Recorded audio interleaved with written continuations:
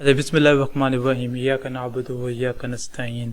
तो welcome back to another course. और मैं उम्मीद करता हूँ कि आप सब खैरियत से भी होंगे।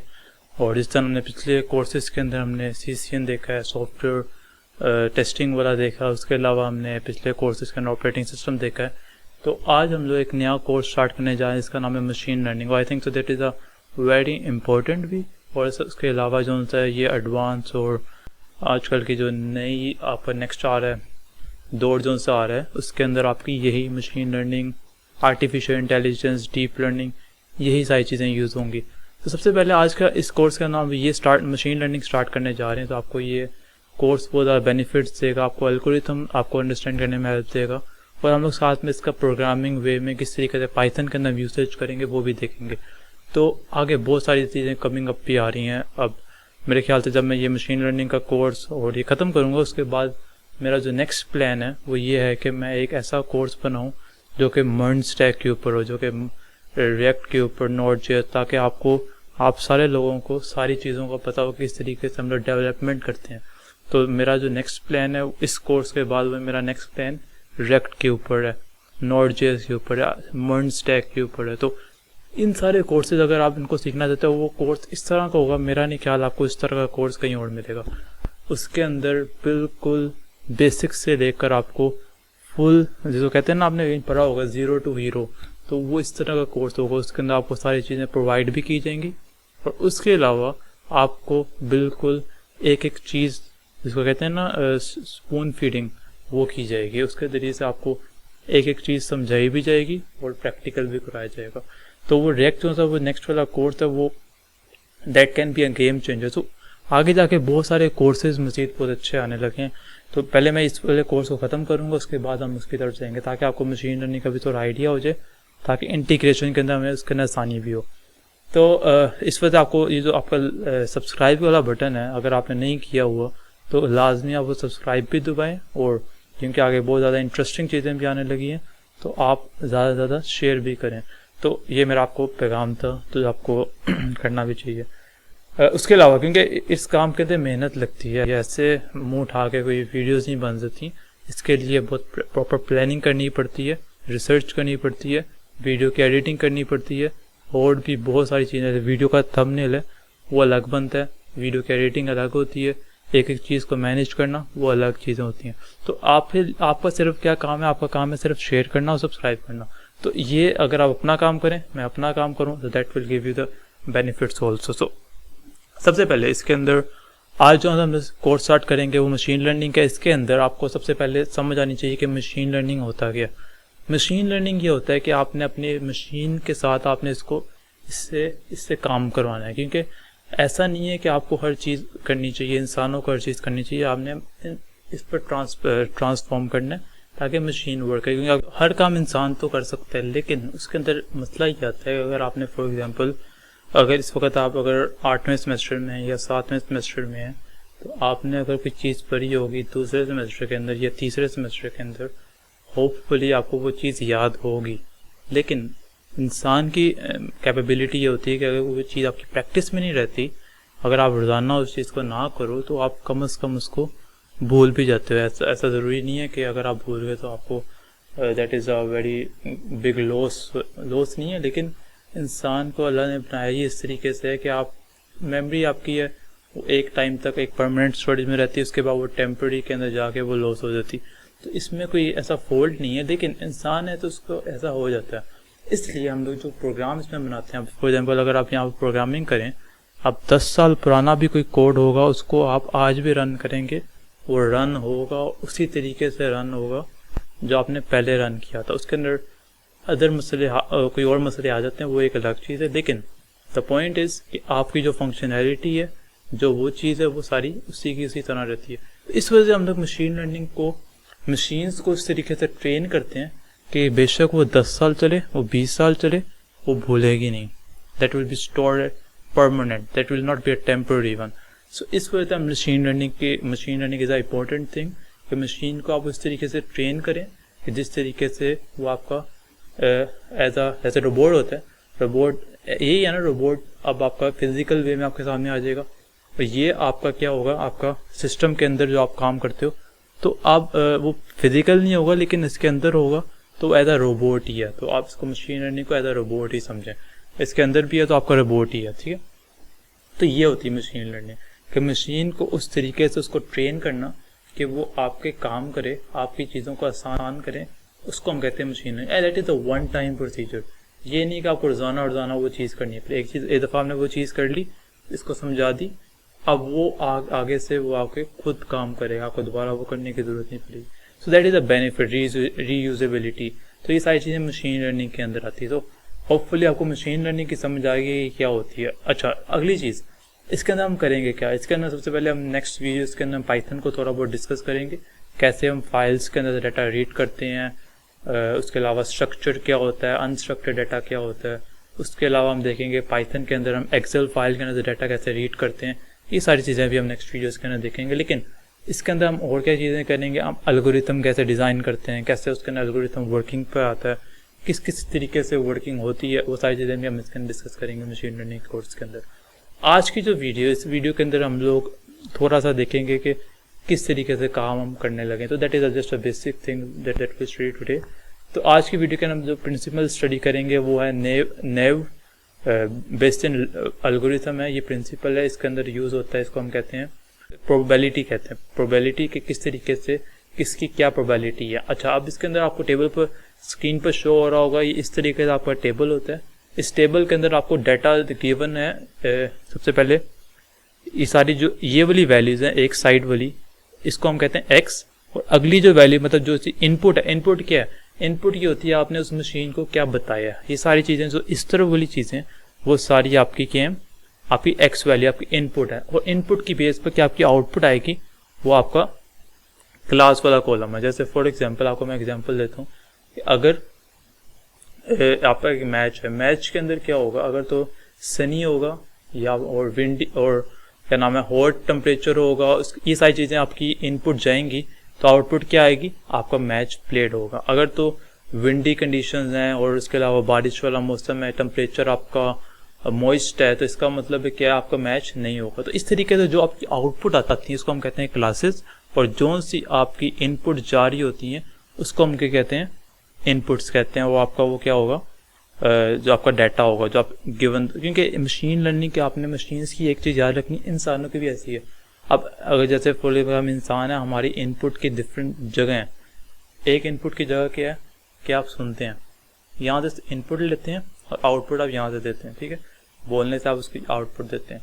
दूसरी आपकी इनपुट की जगह क्या है, आपकी देखना है, आप देखते हैं, इनपुट लेते हैं, उसके बाद जो आप रिएक्ट करते हैं वो आपका क्या हो जाएगा, आउटपुट हो जाएगा। और भी डिफरेंट तरीके आप कैसे इनपुट लेते हैं और कैसे आप आउटपुट देते हैं। तो एवरीथिंग इस दुनिया के जो वर्क करी है वो आपकी इनपुट और आउटपुट के ऊपर ही वर्क करी। इनपुट आप देंगे तभी आपको आउटपुट मिलेगी। तो मशीन्स कोई रॉकेट साइंस नहीं है, इसको भी आप इनपुट दोगे तभी वो आपको आउटपुट देगी। तो इस तरीके से आपको डाटा जो आपको गिवन होता है, इसको हम कहते हैं, इस डाटा हमने प्रोवाइड करना है सिस्टम को ना, डाटा सेट्स है। इसके डाटा लफ्ज यूज होगा डाटा सेट्स का, ताकि इतना ज़्यादा जो डाटा है, इस सारे डाटा को हमने मशीन के अंदर प्रोवाइड करना है। और जब मशीन को आप हर तरीके से डाटा प्रोवाइड कर देंगे तो क्या होगा, मशीन उसके ऊपर मॉडल आपका ट्रेन हो जाएगा, और जब भी उस तरह की कंडीशन होगी आपका डाटा को मैच करेगा। अब मशीन आगे काम करना है, तो मशीन वो सारा डाटा के हिसाब से आपको क्या कर देगा, कैलकुलेशन सॉल्व कर देगा। चैट जीपीटी, उसके अलावा जितने भी सारी चीज़ें, ये मशीन लर्निंग के कॉन्सेप्ट, ये सारे बेस किस पर करते हैं, डाटा सेट्स के ऊपर करते हैं। तो जो आज का प्रिंसिपल है, ये किस तरीके से वर्क करता है, प्रोबेबिलिटी इसकी कैसे कैलकुलेट करते हैं, किस तरीके से क्वेश्चन आएंगे, ये सारी हम स्क्रीन के ऊपर देखेंगे। मेरे ख्याल से अभी आपको ये समझने की ज़रूरत है, ये जो प्रोबेबिलिटी है ये क्या होती है। प्रोबेबिलिटी होती है प्रेडिक्ट करना, फ्यूचर को प्रेडिक्ट करना, अगली चीज़ को प्रेडिक्ट करना, क्या होगा नेक्स्ट, क्या होगा।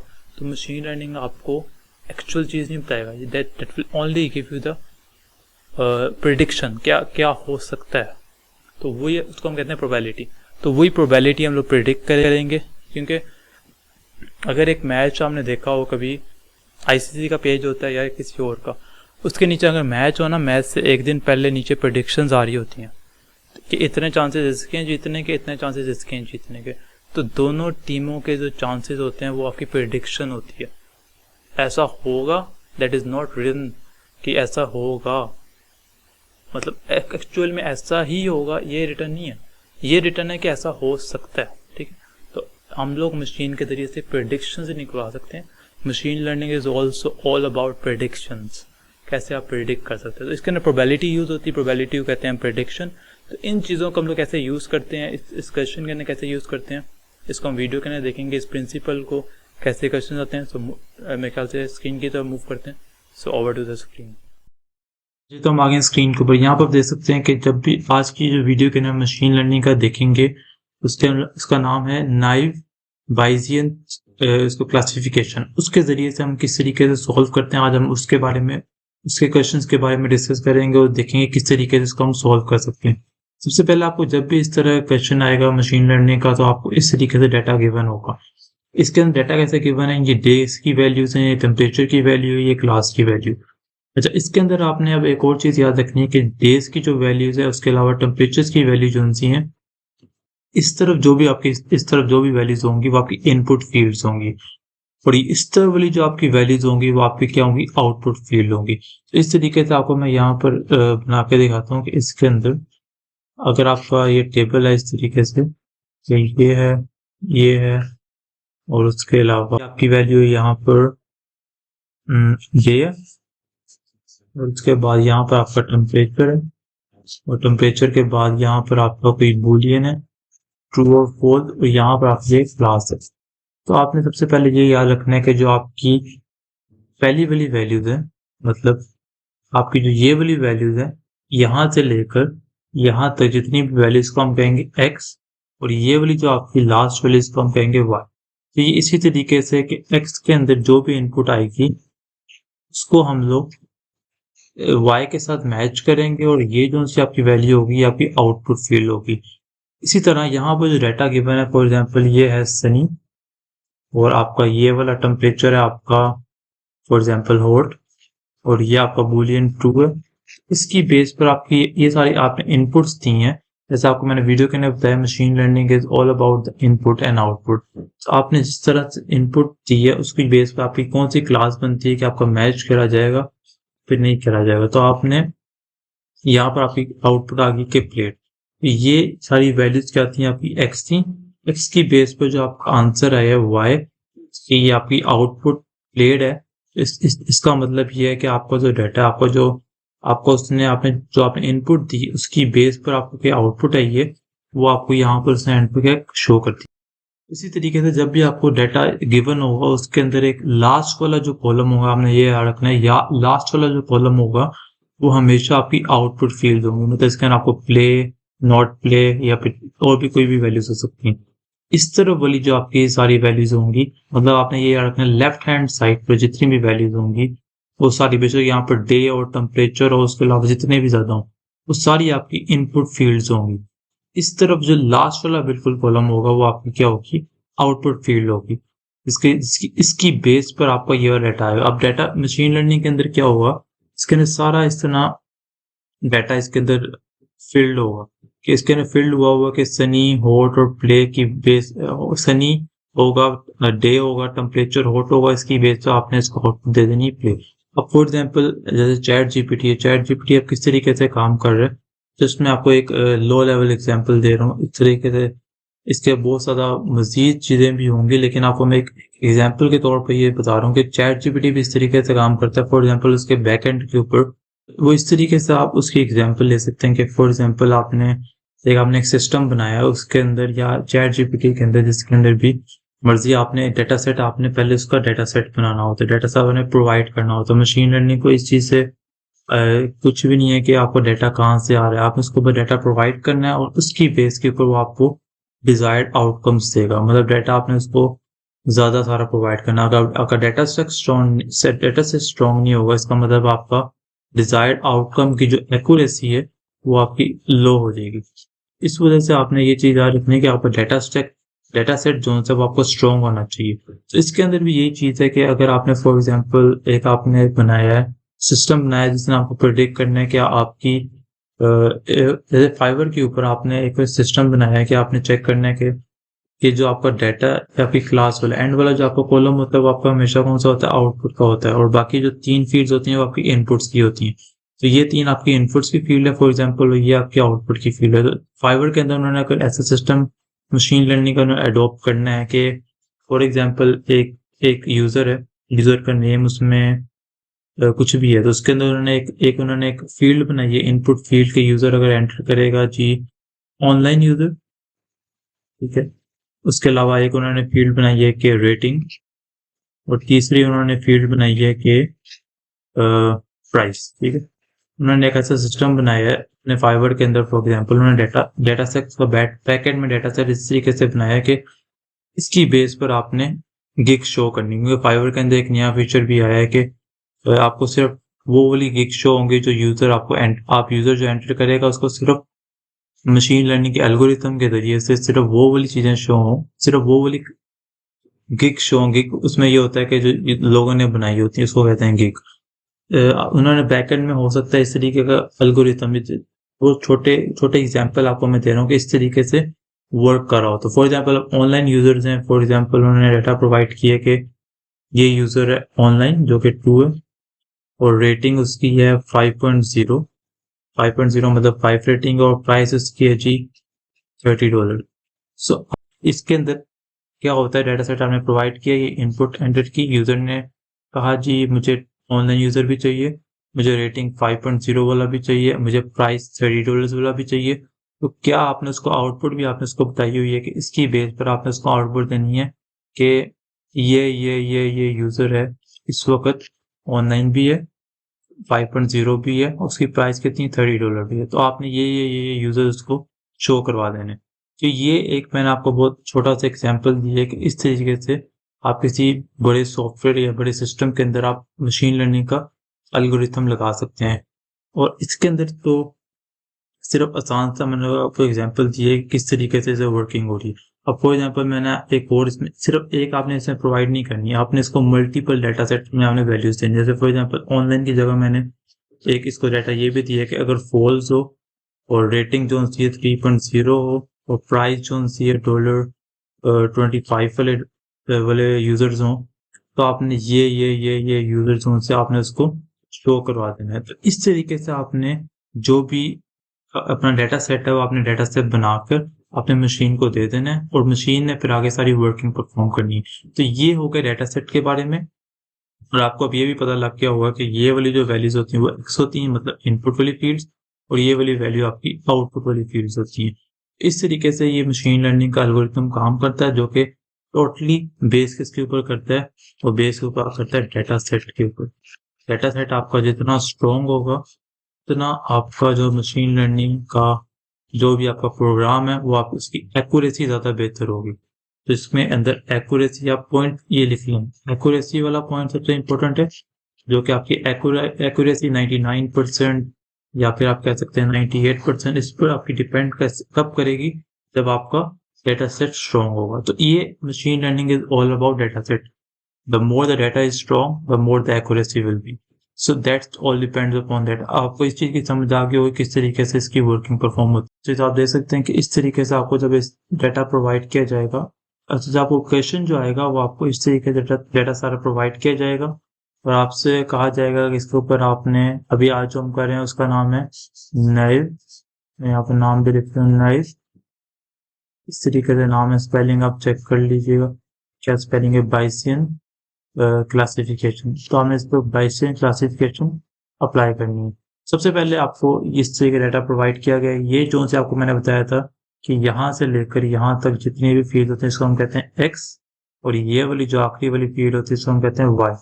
एक्स वाली फील्ड को हम क्या कहते हैं, ये होती है आपके पास इनपुट फील्ड, और ये वाली जो आपके पास फील्ड होती है इसको हम क्या कहते हैं आउटपुट फील्ड। मतलब इनपुट फील्ड का मतलब क्या है कि जो भी यूजर एंटर करेगा एज, ये वाली चीज जो भी लिखी हुई है, ये वाली चीज, इसकी बेस हमने क्या आउटपुट देनी है इसमें से।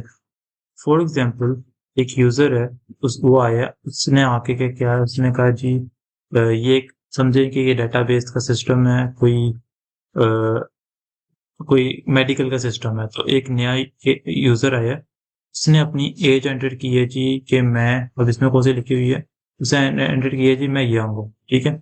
पहली फील्ड उसने क्या एंटर कर दी है कि मैं यंग हूँ।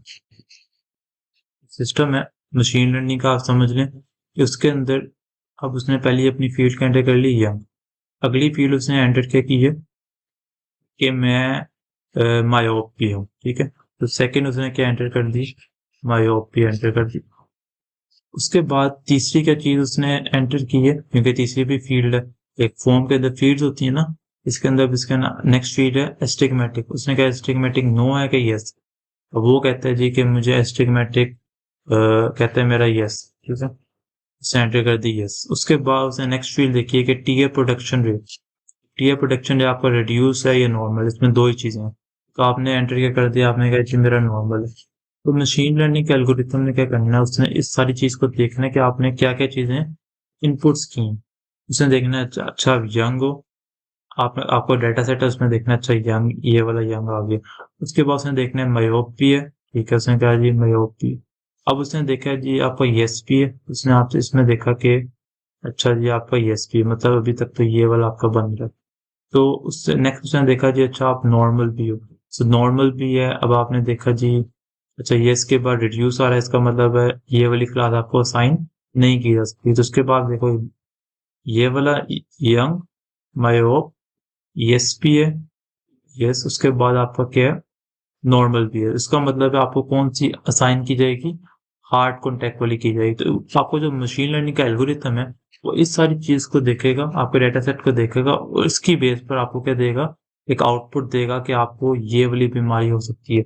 उसने उसने कुछ सोचा नहीं है, उसने कुछ किया नहीं है, उसने आपका जो डेटा सेट है उसकी बेस पर आपको प्रोवाइड किया है कि ये वाले आपको बीमारी हो सकती है, उसने प्रिडिक्ट किया। तो machine learning is all about prediction, कि जितना आपका डेटा सेट स्ट्रॉन्ग होगा उतनी आपकी प्रिडिक्शन जो होती है वो अच्छी होगी।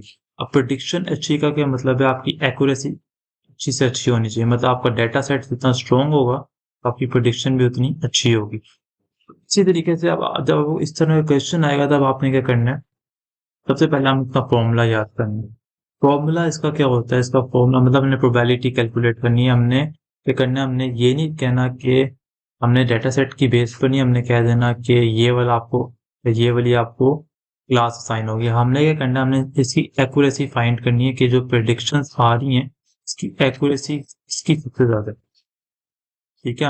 हमने इसकी एक्यूरेसी फाइंड करनी है। असल में जो ये वाला क्लासिफिकेशन है इसके अंदर हमने एक्यूरेसी फाइंड करनी है। तो एक्यूरेसी हम कैसे फाइंड आउट करेंगे, इसके अंदर आप आओ तो इसके अंदर जो ये वाला क्लासिफिकेशन है इसके अंदर हमें देखना है कि सबसे पहले इसका फॉर्मूला क्या है। फॉर्मूला क्या है इसका, आपको मैं यहाँ पर लिख देता हूँ, P x divided with H और उसके बाद multiply by P of H divided with P of x, ये इसका फॉर्मूला है। तो आपने इस फॉर्मूले को सबसे पहले नोट डाउन करने के फॉर्मूला क्या है। तो उसके बाद दूसरी चीज आपने याद रखनी है कि आपने ये रखनी है कि आप देख रहे होंगे इसके अंदर ये एज क्या है। एज का मतलब क्या, एज का मतलब होता है हाइपोथेसिस। हाइपोथेसिस का मतलब क्या होता है, हाइपोथेसिस का मतलब ये होता है कि आपने प्रेडिक्ट करना है फ्यूचर के बारे में कि इसकी एक्यूरेसी या इसकी जो भी चीज है वो कितनी क्या आपने प्रिडिक्ट करना है। असल में हाइपोथेसिस का मतलब होता है प्रिडिक्ट करना है कि इसका क्या होगा रिजल्ट। और एक्स क्या चीज है, एक्स आपकी क्या होगी, आपकी इनपुट फील्ड्स होंगी। तो ये आपको ये फॉर्मूला सबसे पहले क्लियर होना चाहिए कि सबसे पहले इसके अंदर P x divided with H hypothesis multiply by P of hypothesis divided with P of x. इसको आप ना भी लिखें तो आपको कोई मतलब नहीं है, सिर्फ आपको इतना सा फॉर्मूला ये वाला याद होना चाहिए, x divided with H multiply by P of H, ये आपको फॉर्मूला याद होना चाहिए सर, ठीक है। उसके बाद तो अब आपने ये इस टेबल के अंदर से आपने एक और अपना आप टेबल बना सकते हैं कि उसके अंदर आपने सारी फील्ड्स भी लिख देनी है। तो हमें देखना है कि इसके अंदर जो सी आपकी क्लासेस हैं, क्लासेस की कितनी टाइप्स हैं। इसके अंदर क्लासेस की टाइप कितनी है, एक है नॉन कॉन्टैक्ट नंबर 1, दूसरी है हार्ड कॉन्टैक्ट नंबर 2, तीसरी है सॉफ्ट कॉन्टैक्ट नंबर 3। तो ये 3 क्लासेस हैं जिसके अंदर ये आपका पूरा जो डाटा है वो डिपेंडेंट है। या तो आप नॉन कॉन्टैक्ट आपका आंसर आ सकता है, या तो क्लास आपको वो असाइन हो सकती है, या आपको हार्ड कॉन्टैक्ट वाली क्लास असाइन हो सकती है, और या तो आपको कौन सी क्लास असाइन हो सकती है, सॉफ्ट कॉन्टैक्ट की। तो इन तीनों में से कोई भी वेरिएशन आपके पास आ सकती है, ये वाली जो आपकी क्लास सेलेक्ट होगी, ठीक है। उसके बाद आपने क्या करना है, आपने देखना है इसमें अंदर टोटल वैल्यूज कितनी है नॉन कॉन्टैक्ट की। कर देना कि ये कितनी क्लासेज हैं आपकी। पहली क्लास कितनी है, पहले नॉन कॉन्टैक्ट कितने हैं वो आपने लिखने हैं यहाँ पर के पहले जो है वो 12 हैं। नॉन कॉन्टैक्ट आप फाइंड करें तो 12 बनते हैं। नंबर 2 तो उनसे सॉफ्ट कॉन्टैक्ट, सॉफ्ट कॉन्टैक्ट कितने हैं 1 2 3, उसके बाद ये 4 और उसके बाद सिर्फ 4 ही, तो यहाँ पे लिख लेंगे 4। मतलब ये पहला स्टेप है, आपने इस तरीके से सारे क्वेश्चंस को सॉल्व करना है। उसके बाद देखेंगे नंबर 3 कितने हार्ड कॉन्टैक्ट कितने, तो 1 2 3 और उसके बाद ये चौथा ये 4। इसका मतलब है हार्ड कॉन्टैक्ट की वैल्यूज 4 है, सॉफ्ट कॉन्टैक्ट की 4 है, और जो आपके पास ये वाला है नॉन कॉन्टैक्ट इसकी कितनी वैल्यूज हैं 12 वैल्यूज हैं। अब उसके बाद आपने क्या करना है इस क्वेश्चन के तो नंबर 2 आपके पास इसमें स्टेप क्या होगा कि आप एक टेबल यहाँ पर इस तरीके से बना लें, सारों के लिए अलग अलग टेबल बना लें। ये एक बहुत ही आप कह सकते हैं कि लो लेवल अप्रोच है, क्योंकि अभी आप समझ रहे हैं, तो आहिस्ते से जब आप इस क्वेश्चन को समझ जाएंगे फिर आप इसको थोड़ा सा फास्ट वे में भी कर सकते हैं। उससे पहले आपने यहाँ पे लिख लेनी सारी जो आपकी क्लासेज हैं उसकी वैल्यूज आपने यहाँ पे लिख लेनी नॉन कॉन्टैक्ट, और यहाँ पे आप लिख सकते हैं इसको सॉफ्ट कॉन्टैक्ट, सिर्फ मैं इसके नाम में लिख रहा हूँ। उसके अलावा आप तीसरी वैल्यू लिख सकते हैं यहाँ पर हार्ड कॉन्टैक्ट, ठीक है, हार्ड कॉन्टैक्ट आपने तीसरे नंबर वाली लिखो। अच्छा, उसके बाद अब यहाँ पर आपने देखना है टेबल के नाम में वापस देखना है ये टेबल, उसके अंदर आपने देखना है यंग। यंग को आपने देखना है कि नॉन कॉन्टैक्ट के सामने इसको मैच करना है कि ये कितनी दफा है, ठीक है। तो इसके अंदर हम लोग यहाँ पर लिख देंगे यंग। अच्छा, यंग और नॉन कॉन्टैक्ट आपने देखना है ये दोनों आपस में कितनी दफा है। तो यहाँ पर आप देखें तो सबसे पहले यंग और नॉन कॉन्टैक्ट ये एक दफा आ गए, उसके बाद आप देखें यंग और नॉन कॉन्टैक्ट दूसरी दफा, उसके बाद यंग और ये वाला ये यंग और नॉन कॉन्टैक्ट 3 दफा, इसके बाद देखें यंग और नॉन कॉन्टैक्ट 4 दफा, इसके बाद यंग और ये वाला नहीं आ रहा। इसका मतलब है सिर्फ 4 दफा जो सा यंग और नॉन कॉन्टैक्ट का आपस में बना है। तो इसमें आप क्या लिखेंगे, पहले कॉलम के अंदर आप लिख रहे हैं यंग कितने थे 4 थे, और नॉन कॉन्टैक्ट टोटल कितने हैं वो हमने यहाँ पर फाइंड आउट किए हुए हैं, आप देख सकते हैं ये कितने 12 है, नॉन कॉन्टैक्ट कितने 12 है। तो आप इसको क्या करेंगे 4 डिवाइडेड विद 12 इस तरीके से। अब इसी तरीके से आपने यंग को मैच करवाना है सॉफ्ट कॉन्टैक्ट के साथ भी। तो अब इधर आए तो आप देखें सबसे पहले यंग और सॉफ्ट कॉन्टैक्ट कितने हैं, तो यहाँ पे क्या यंग और सॉफ्ट कॉन्टैक्ट ये आ गया 1, इसके बाद देखें यंग और सॉफ्ट कॉन्टैक्ट ये इधर आ रहा है, यंग और सॉफ्ट कॉन्टैक्ट ये आ गया 2, उसके बाद यहाँ पे देखें यंग और सॉफ्ट कॉन्टैक्ट नहीं आ रहा, सिर्फ 2 दफा ही आ रहा है। तो आप इसके टेबल का क्या लिखेंगे 2, यहाँ से देख सकते हैं कि सॉफ्ट कॉन्टैक्ट कितनी दफा टोटल 4 दफा, तो यहाँ पर आप क्या लिखेंगे 2 डिवाइडेड विद 4, यहाँ पर आ जाएगा 4, ठीक है। अब हमें देखना है यंग और हार्ड कॉन्टैक्ट कितनी दफा है, तो यहाँ से आप देख सकते हैं यंग और हार्ड कॉन्टैक्ट ये एक दफा आ गया, उसके बाद आप देखें ये यंग और हार्ड कॉन्टैक्ट कितनी दफा आ गए दूसरी दफा आ गए। यहाँ पर आप लिख सकते हैं 2 और हार्ड कॉन्टैक्ट टोटल कितने आप देख सकते हैं यहाँ पर ये भी 4 दफे, ये 4 नहीं, यहाँ इस वजह हमने पहले काउंट कर लिया था। तो ये क्या आ गया 2 डिवाइडेड विद 4। इस तरीके से हमने यंग को सारों के साथ मैप कर लिया। यहाँ पर ऊपर क्या आएगा, अभी हम किस एट्रीब्यूट के बारे में कर रहे हैं, एज के बारे में। एज का वाला सारा कॉलम को मैप करवाएंगे इसके साथ, फिर इसको इसके साथ मैप करवाएंगे, फिर इसको इसके साथ मैप करवाएंगे, और फिर इसको इसके साथ मैप करवाएंगे। सबसे पहले मैं आपको ये बता दूं कि हमने इसको एक लो लेवल अप्रोच है वो हम किस तरीके से सॉल्व करते हैं, फिर हम इसको मैं एक आसान तरीके से बताऊंगा जो आपको वो जल्दी वे में हो जाएगा। सबसे पहले आपको इसको थोड़ा ये वाला वे आपको पहले समझ आना चाहिए। उसके बाद हमने इसको मैप करवाना है, अगला इसका एट्रीब्यूट किया, एज के अंदर कितने एट्रीब्यूट्स हैं टोटल 3 एट्रीब्यूट्स हैं, यंग, प्री प्रेस्बायोपिक और प्रेस्बायोपिक। प्री प्रेस्बायोपिक हमने मैप करवाना है नॉन कॉन्टैक्ट के साथ। तो यहाँ पर मैं ये पूरा लफ्ज नहीं लिखूंगा क्योंकि बहुत बड़ा लफ्ज यहाँ पर बन जाएगा, तो मैं सिर्फ ये लिखूंगा प्रेस प्री प्रेस, ठीक है, ताकि आपको समझ आ जाए इन दोनों में डिफरेंस, ठीक है। तो प्रेस्बायोपिक और नॉन कॉन्टैक्ट कितनी दफा है, तो प्री प्रेस्बायोपिक और नॉन कॉन्टैक्ट, तो यहाँ पर देखें ये 1, ये आ गया 2, और ये आ गया 3, और उसके बाद ये आ गया 4, और उसके बाद ये आ गया 5। तो इस तरीके से कितनी दफा आ गया 5 दफा आ गया। तो हमें यहाँ पर क्या लिखना है, 5 और कितने टोटल है 12। नॉन कॉन्टैक्ट कितने 12, 12। तो ये आ जाएगा 5 डिवाइडेड बाई 12। इसी तरीके से हमने मैप करवाना है प्रेस बायोपिक को सॉफ्ट कॉन्टैक्ट के साथ। तो यहाँ पर हमने करना है प्रेस बायोपिक और सॉफ्ट कॉन्टैक्ट कितनी दफा है, प्रेस बायोपिक और सॉफ्ट कॉन्टैक्ट एक दफा, उसके बाद ये दूसरी दफा, और उसके बाद सिर्फ 2 दफे यार, और कहीं नहीं आ रहा। तो यहाँ पर क्या आ जाएगा 2 डिवाइडेड विद 4। ठीक है, अब उसके बाद हमें देखना है हार्ड कॉन्टैक्ट कितनी दफा है। तो इसको हम फाइंड आउट कर लेते हैं। प्रेस बायोपिक और हार्ड कॉन्टैक्ट ये आया जी,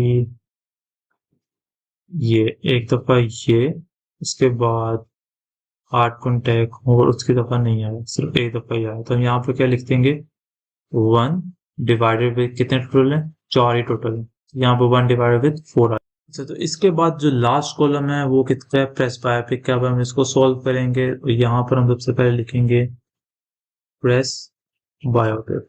ठीक है, अगर समझ आना कि क्या लिखा है, ताकि काम जल्दी वे में हो, इतना स्लो ना हो, क्योंकि इससे आपको बोरियत भी ज्यादा होगी। तो प्रेस बायोपिक हमने देखना है नॉन कॉन्टैक्ट के साथ। तो प्रेस बायोपिक ये है और नॉन कॉन्टैक्ट हमने देखना है कितनी दफा है। तो ये कितनी दफा है, 1 2 और उसके बाद 3 दफा आ गए, और ये आ गया 3 डिवाइडेड विद 12। और उसके बाद हमें देखना है प्रेस बायोपिक और सॉफ्ट कॉन्टैक्ट कितनी दफा है। तो अभी हम देख सकते हैं कोई भी नहीं आया इसके साथ। तो यहाँ पे क्या आ जाएगा 0, 0/4। उसके बाद लास्ट वाला आपने देखना है प्रेस बायोपिक और हार्ड कॉन्टैक्ट कितनी दफा है, एक दफा है। तो ये कितनी दफा है 1/4। अब आपने देख सकते हैं एक और नोट कर सकते हैं कि ये टोटल कितने थे नॉन कॉन्टैक्ट, 12 थे। ठीक है, ये 12 12 12 थे। अब 4 इसमें से यंग आए हैं, 5 इसमें से प्रेस बायोपिक आए हैं, और 3 इसमें से क्या है, ये वाला प्रेस बायोपिक आए हैं। अब इन सारों को आप ऐड करें, 5 + 4 क्या होता है 9, 9 + 3 क्या होता है 12। तो इन सारों को मिला के आपके 12 बन रहे हैं। इसका मतलब है आपकी कोई भी कैलकुलेशन गलत नहीं हुई। उसके बाद ये भी देखें तो ये कितने टोटल थे 4। तो 2 इसमें आ गए, सॉफ्ट कॉन्टैक्ट में आ गए, 2 इसमें आ गए, उसमें कितना आ गया 0। इसका मतलब ये भी पूरे हो गए। इसके अलावा इसमें देखें तो 2 यंग में आ गए हार्ड कॉन्टैक्ट के, एक प्रेस बायोपिक का हार्ड कॉन्टैक्ट में आया, और एक आपका इसमें आया। टोटल ये भी इतने बन रहे, 4 बन रहे। तो हमने इस तरीके से पहला कॉलम बना लिया एज के लिए, तो दूसरा कॉलम आपने इसी तरीके से स्पेक्टेकल का बनाना है, एस्टिग्मेटिक का बनाना है, और रिड्यूस ईयर प्रोटेक्शन का इसका बनाना है। इसका हम कैसे बनाएंगे मायोप का, इसका मैं आपको इसका बना के दिखाऊंगा, बाकी 2 आपने उससे बनाने। उसके बाद मैं नेक्स्ट पेज इसमें ऐड करता हूँ यहाँ पर, और इसी तरीके से आप इसका एक अलग टेबल भी बनाएंगे इस तरीके से। और यहाँ पर आप ऊपर लिख सकते हैं सारे अपने एट्रीब्यूट्स। यहाँ पर आप लिखेंगे नेक्स्ट कॉलम क्या है, स्पेक्टेकल का है। तो यहाँ पर मैं लिखूंगा स्पेक्टेकल गंदा था। यहाँ पर आप लिख सकते हैं नॉन कॉन्टैक्ट, जो आपके ऊपर वाले एट्रीब्यूट्स हैं नॉन कॉन्टैक्ट। और यहाँ पर आप लिख सकते हैं सॉफ्ट कॉन्टैक्ट, सिर्फ मैं सॉफ्ट ही लिख रहा हूँ। यहाँ पर आप लिख सकते हैं हार्ड। ठीक है, अब नीचे जो आपके सारे एट्रीब्यूट्स आ रहे हैं, ये ऊपर वाले क्या थी, ये सारी वैल्यूज क्या थी, वाई थी। अगर आपको याद हो शुरू में मैं आपको बताया था ये वाली वैल्यूज क्लासेस की क्या होती हैं, वाई होती हैं, और ये वाली वैल्यूज क्या होती हैं, एक्स होती हैं। एक्स क्या होती है, इनपुट होती है, वाई क्या होती है, आउटपुट होती है। तो अब हमने देखना है यहाँ पर एक्स की वैल्यूज क्या है, मायोप है। यहाँ पर हम लिखेंगे मायोप। उसके बाद दूसरी वैल्यू क्या है इसमें, हाइपरमेट्रोप है, हाइपरमेट्रोप। यहाँ पर मैं सिर्फ हाइपर लिखूंगा, इतनी जगह नहीं है। उसके बाद लास्ट वैल्यू क्या है, नहीं लास्ट वैल्यू में सिर्फ 2 ही है, तो इसका मतलब 2 ही कॉलम्स बनेंगे। लेकिन हम इसको मैप करने नॉन कॉन्टैक्ट के साथ, सॉफ्ट के साथ, और फिर हार्ड के साथ। तो मायोप को सबसे पहले हम करेंगे नॉन कॉन्टैक्ट के साथ। तो देखते हैं मायोप और नॉन कॉन्टैक्ट, 1 2, उसके बाद नहीं आ रहा, 2 है अभी तक, 3, उसके बाद 4, उसके बाद ये वाला 5 6 7। इसका मतलब 7 ही आ गए। यहाँ पर लिखेंगे क्या, कलर चेंज कर लेते हैं, 7 नॉन कॉन्टैक्ट टोटल कितने थे, पिछली दफा भी देखे तो कितने थे, 12 थे। तो इसका क्या आ जाएगा 7 डिवाइडेड विद 12 लाइक दैट। अब इन्हें देखना है मायोप और सॉफ्ट कॉन्टैक्ट कितने। तो मायोप और सॉफ्ट कॉन्टैक्ट की आप देखें तो ये 1, उसके बाद देखें तो 1, और उसके बाद 2, और उसके बाद सिर्फ 2 है। तो अगर आपको सही लग रहा है तो आप उसको चेक भी कर सकते हैं। तो ये मेरे पास 2 ओवर कितने टोटल थे, 4 थे। तो यहाँ पर क्या आ गया 2/4। अब उसके बाद हमने देखना है मायोप और हार्ड कॉन्टैक्ट कितने हैं। मायोप और हार्ड कॉन्टैक्ट, ये आ गया 1, उसके बाद ये आ गया 2, उसके बाद ये आ गया 3। तो ये 3/4, 4 कैसे आ रहा है, ये टोटल नंबर ऑफ वैल्यूज इतने थे। तो ऑटोमेटिकली हाइपर जोन से यहाँ पर 5 आने चाहिए, क्योंकि 7 अगर इसमें आ गए तो बाकी कितने रह गए, 12 में से 5 रहेंगे। तो देखते हैं 5 आ रहे हैं कि नहीं, आपको यहाँ पर करेक्शन भी हो सकती है।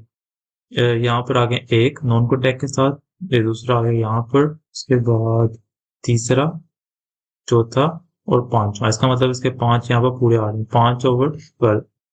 बी कितने, 2 रह गए, इसका मतलब 2 इधर आएंगे, और इसका कितना रह गया, 1 रह गया, तो इसका 1 यहाँ पर आ जाएगा हार्ड कॉन्टैक्ट के साथ। इसको आप चेक भी कर सकते हैं यहाँ पर। अगर हाइपर मेयोप को आप सॉल्व क्या करें तो यहाँ पर 1 ये आ रहा है, और उसके बाद यहाँ पर 2 आ रहा है, ठीक है। और हमने क्या लिखा है, हमने 2 ही लिखा है। इसका मतलब आपका ये भी सही हो गया, ये भी सही हो गया, इसी तरीके से ये भी सही हो जाएगा। तो इस तरीके से हमने इसके 2 कॉलम्स बना लिए, बाकी इसके 2 जो से आप वो खुद बनाए, और मैं बना के आपको फिर दिखा देता हूँ। तो मैंने जो सी है इसकी लास्ट वाली वैल्यूज की 2 एट्रीब्यूट्स थे, स्ट्रिंग और टीयर प्रोटेक्शन, दोनों का मैंने निकाल लिया। इसके साथ कंपैरिजन तो आप देख सकते हैं कि इसका मेरा 6/12 इस तरीके से, आपने साथ चेक कर सकते हैं आपको इस तरीके से है या आपको कुछ और है। और ये भी मैंने इस तरीके से निकाल लिया कि आखिरी वाले का किस तरीके से बनता है, टीयर प्रोडक्शन वाली। तो ये मेरी वैल्यूज आ गई हैं। अब ये जब वैल्यूज आ गई हैं, ये हमारा कौन सा स्टेप था, ये हमारा नंबर 2 स्टेप था। पहला स्टेप हमने क्या किया था, इसके साथ हमने मैप किया, हमने क्लासेस आइडेंटिफाई की थी, उसके बाद हमने देखा था उसकी वैल्यूज कितनी कितनी आ रही हैं। अब जो हमारा नेक्स्ट स्टेप बनेगा वो हमारा है नंबर 3 स्टेप। नंबर 3 स्टेप क्या होगा, नंबर 3 से हमने ये देखना है आपको क्वेश्चन के अंदर उन्होंने क्या आपको इनपुट वैल्यूज दी हुई हैं। इनपुट जैसे हमने आपको शुरू में मैं आपको बताया था कि इनपुट कुछ होगा, फिर ही आप उसकी बेस पर आउटपुट बताओगे। तो हमने देखना है कि क्वेश्चन के अंदर उन्होंने हमें क्या इनपुट दी हुई है। तो क्वेश्चन ये था, इसके अंदर उन्होंने क्या कहा हुआ था, apply naive Bayesian algorithm on the following data to predict the class for the following input. Input क्या थी, यंग, मायोप, नो और रिड्यूस, ये आपकी क्या थी, इनपुट थी। तो मैं अगर यहाँ पर लिख लूं कि मैं यहाँ पर लिख लेता हूँ कि पहली इनपुट है हमारी यंग, उसके बाद दूसरी मेरे पास है मायोप, तीसरी मेरी इनपुट क्या है, आ गया ये, तीसरी मेरी इनपुट है नो, और चौथी मेरी है रिड्यूस, लास्ट रीजन, ठीक है। ये 4 मेरी इनपुट फील्ड है। हमने इसकी एक्यूरेसी निकालनी है कि इसको कौन सी क्लास असाइन होगी। इसको 3 क्लासेस थी, या तो इसको नॉन कॉन्टैक्ट होगी, या इसको सॉफ्ट होगी, या इसको क्या होगी, हार्ड होगी। हमने देखनी इसकी एक्यूरेसी सबसे ज्यादा आएगी, वो आपका आंसर होगा। तो आप बता सकते हैं इसको ये वाली क्लास असाइन होगी, ठीक है। तो उसके बाद हम लोग यहाँ पे इसमें देखें तो ये हमारा सारा डाटा यहाँ पर आ गया। अच्छा, तो अब हमने इसमें ना फॉर्मूला अप्लाई करना है। फॉर्मूला क्या था, शुरू में आपको फॉर्मूला का बताया था कि ये आपका फॉर्मूला था P x over H multiply by P of H. तो आपने क्या करना है, आपने जो जितनी भी आपकी सारी इनपुट फील्ड्स हैं आपको उसका, अब आपके इनपुट फील्ड्स क्या यंग है, अब यंग, और हमने इसको मैप करना है नॉन कॉन्टैक्ट का, हमने देखना है इसकी वैल्यू क्या आ रही है। तो अगर आप यंग वाले के अंदर जाएं, यंग आपकी इनपुट फील्ड है, तो आपने इसको लेना है, और आपने देखना है इसका नॉन कॉन्टैक्ट का कितना बन रहा है, 4/12। तो आपने लिखना है, ये आपका नेक्स्ट स्टेप है, 4th स्टेप है। पहले आपने इनपुट फील्ड देखनी है, अब आपका ये 4th स्टेप है, आपने नॉन कॉन्टैक्ट के लिए फाइंड करना है कि इसकी एक्यूरेसी कितनी आ रही है, क्योंकि ये आपकी क्लास है, इसकी हम लोग फाइंड करेंगे यंग के साथ, क्योंकि आपकी इनपुट फील्ड क्या है, यंग है। तो आप यंग के लिए इसको चेक करेंगे। इसकी हमने क्या देखी है, इसकी आ रही है 4/12। इसको आप मल्टीप्लाई किसका करोगे, ये 4/12 आ गई। नेक्स्ट आपके इनपुट क्या है, मायोप है, मायोप की चेक करते हैं नॉन कॉन्टैक्ट के साथ। मायोप की नॉन कॉन्टैक्ट के साथ कितनी आ रही है, 7/12। अब ये लिखोगे 7/12 मल्टीप्लाई बाय, नेक्स्ट आपके इनपुट फील्ड क्या है, नेक्स्ट आपके इनपुट फील्ड है नो। नो को हम लोग चेक करेंगे, ये नो है, नॉन कॉन्टैक्ट के साथ कितनी आ रही है, 6/12। तो यहाँ पर आ जाएगा 6 multiply by 12 multiply by next value क्या आपकी, अब इधर आओगे देखोगे नेक्स्ट आपकी रिड्यूस, रिड्यूस की नॉन कॉन्टैक्ट कितनी है, रिड्यूस और नॉन कॉन्टैक्ट कितनी है, 10/12 है।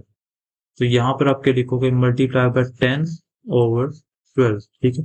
लास्ट में आपने ये सारी आपकी क्या होगी है, अगर आप वापस फॉर्मूले के अंदर जाओ तो ये वाला आपका इधर फॉर्मूला था एक्स, ये सारी वैल्यूज आपने लिखनी है। पहले पहले एट्रीब्यूट क्या था, यंग था, तो यंग के लिए ये एक्स क्या हो जाएगा, x1 हो जाएगा। उसके बाद अगला आपके पास मायोप था, मायोप के लिए आपका क्या हो जाएगा, x2 हो जाएगा।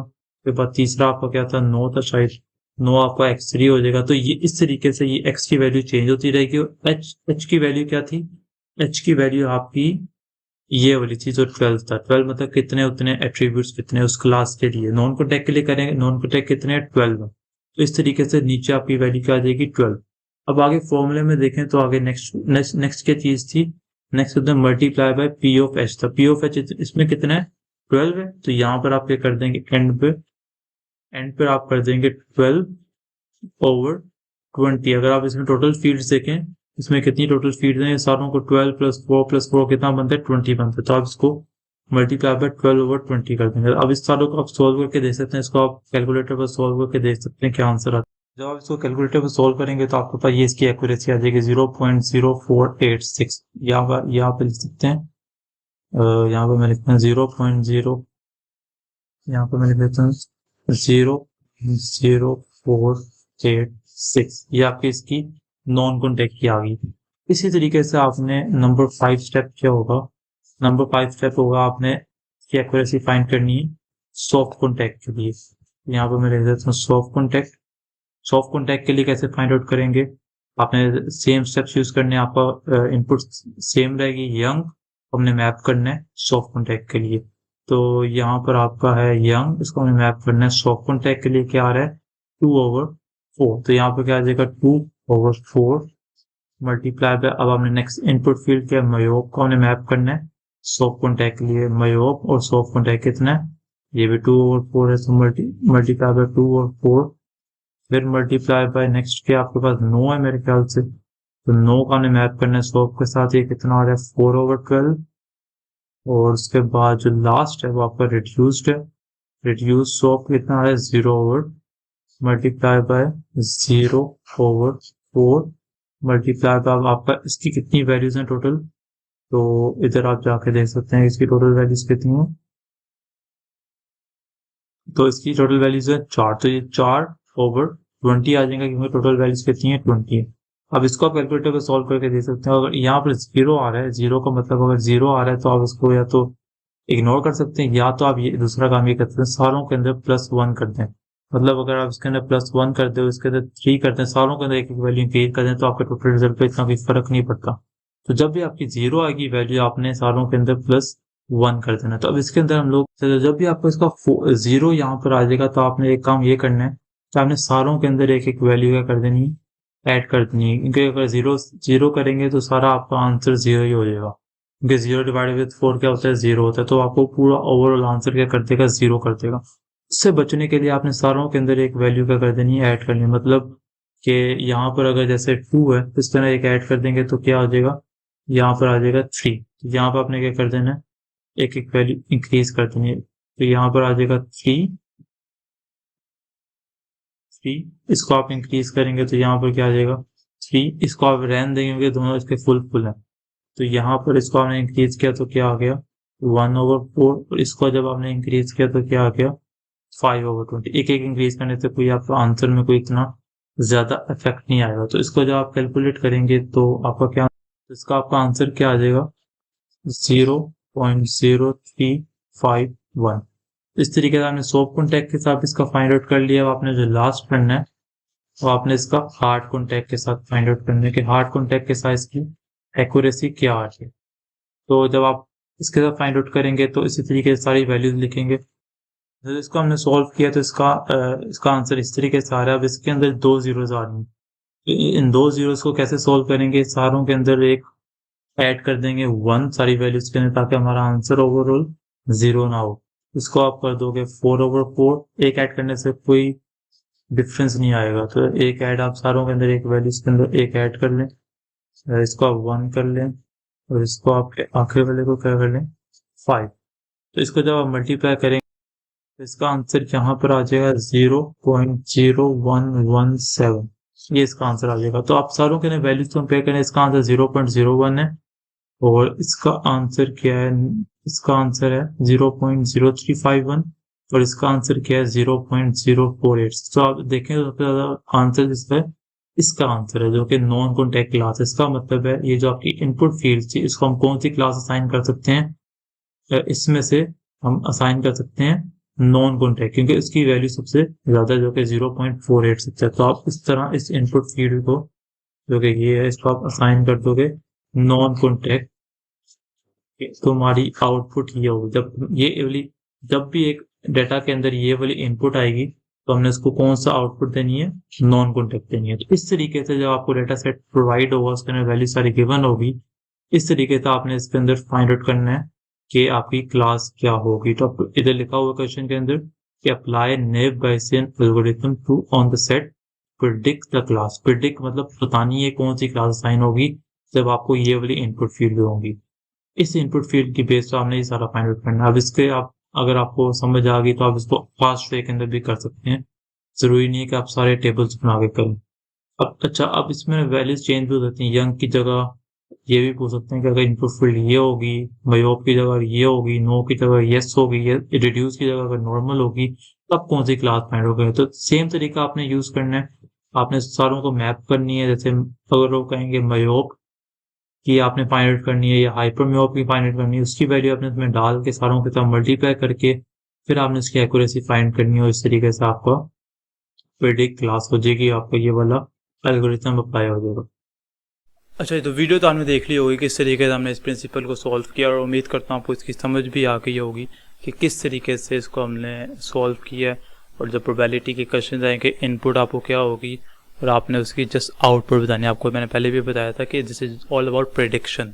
तो आपको जो इनपुट होगी, आपके सिस्टम ने उसकी प्रोबेबिलिटी कैलकुलेट करने की, किसकी ज़्यादा प्रोबेबिलिटी, क्या ज़्यादा हो सकता है।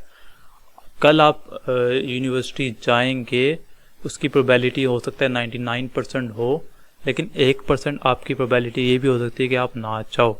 तो ऐसा नहीं है कि आप नहीं जाओगे या जाओगे ही, 1% भी सारों पर मतलब फोकस रख सकता है और 99% भी हो सकता है। अब कभी कभार ऐसा भी होता है कि 99% प्रेडिक्शंस आ रही होती हैं कि मैच में बारिश होगी।